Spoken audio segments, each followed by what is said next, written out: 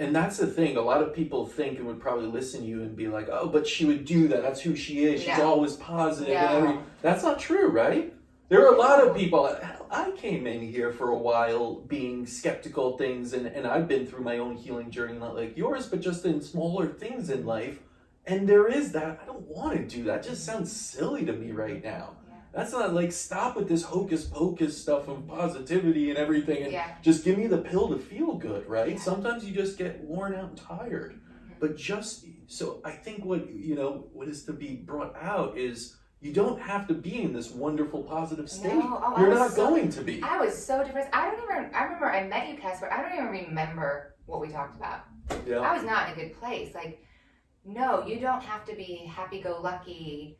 Any of that. Faith is in your heart. That is in your spirit. And you can be sick in your bed today. I mean, I can remember days I would just lay there, but I would say, I'm not going to let this take me out.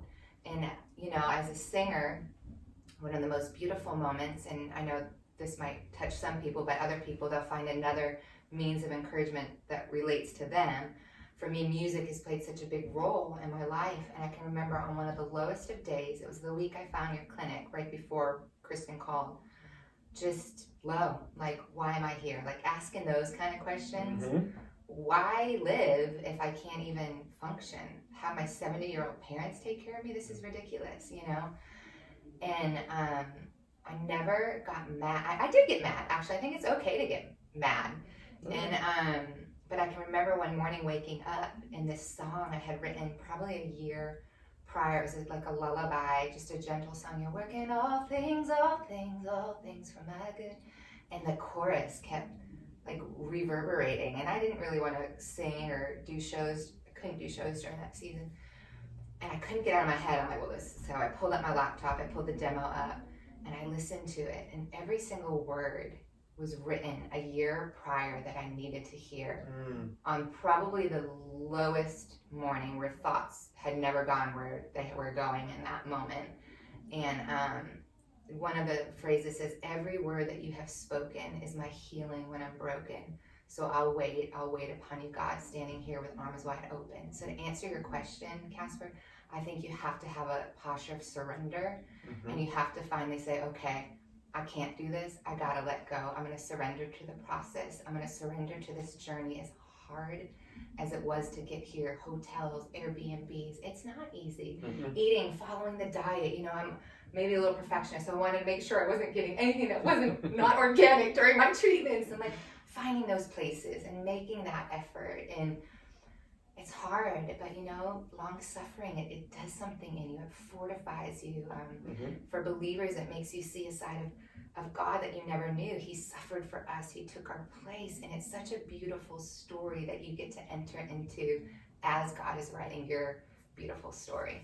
Absolutely. And I have to say, regardless of, what you put your faith in, it's about that faith. Yeah. You had that strong foundation, that totem, we say, in your spirituality and placing it in God and feeling that others place it elsewhere, whether that's their family. So it's not to say, I don't have God in my life or something. That's it. You can always find whatever you want to call the universe, the nature, anything. It was funny, you mentioned that mustard seed.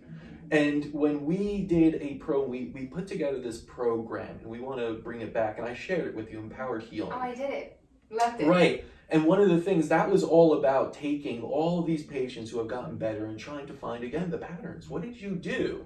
That was the X factor. And of course, there was purpose, passion were big X factors.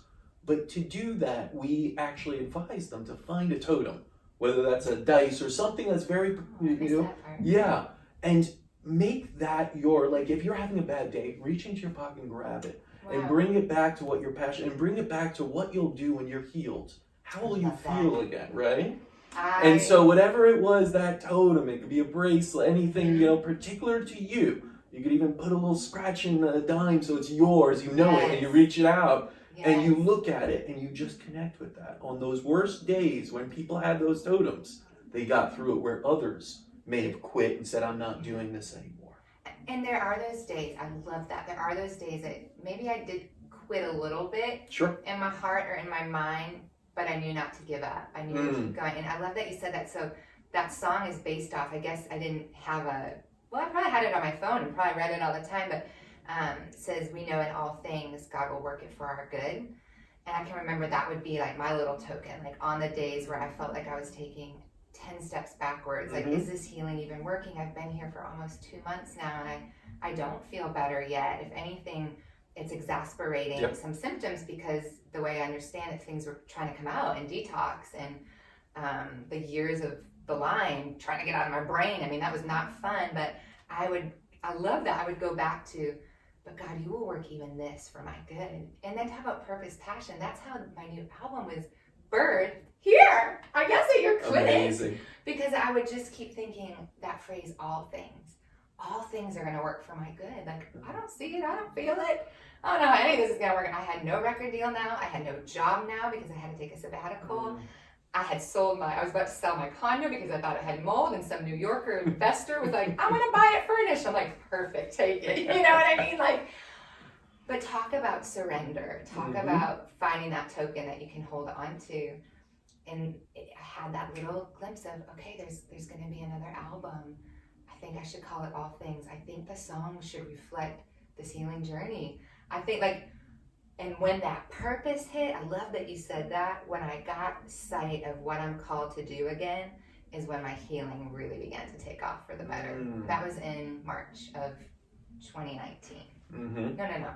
What are we in right now? 2020. 2020, I'm sorry. Almost March of 2020 is when I started a new tour, the Aspire Events Tour, and started dreaming into this new album.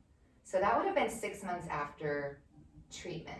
Yeah. Not even a year. No, that's great. And some people may say, wow, that's a long time. But in reality, again, healing is a long process. And even when you are, done with your medical treatment, let's say, like they said, okay, Borrelia is gone. These things are now gone. Epstein-Barr is gone. Right. EBV gone. All these wonderful things. You're like, but I don't quite feel it. Because that's just the beginning, I say, of now you self-healing. Yeah. We always say, we want to get you to a position where you could self-manage again, be in a state where things are working properly, but you're not going to be healed. That takes time. Yeah. Think about how many years. Listen, you may have had this since you were a child, you said, right?